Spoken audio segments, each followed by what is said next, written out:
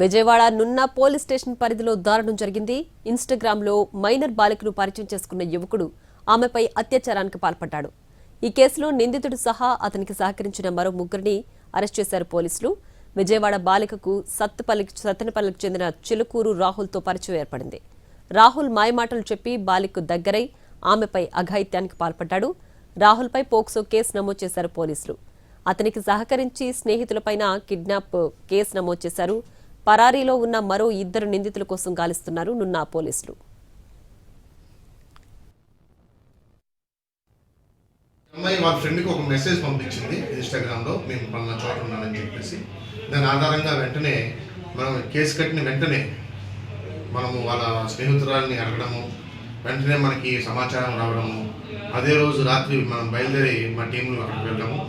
20వ తారీఖు మార్నింగ్ కల్లా ఆ అమ్మాయిని తీసుకురావడం జరిగింది. ఆ అమ్మాయి ఇచ్చిన స్టేట్మెంట్ మీద వాళ్ళు కూడా ముద్దాయిని కూడా తీసుకోవడం జరిగింది. ఫోన్ ద్వారా కానీ మేము ఈ కాలేజెస్ స్కూల్స్కి వెళ్ళి కానీ చాలాసార్లు చెప్తూనే ఉన్నాము. అన్నశ్రీగా సోషల్ మీడియా ద్వారా వెళ్ళి వాళ్ళ కష్టాలు కొని తెచ్చుకోవద్దని చెప్పేసి అపరిచిత వ్యక్తులతో చాటింగ్ చేసి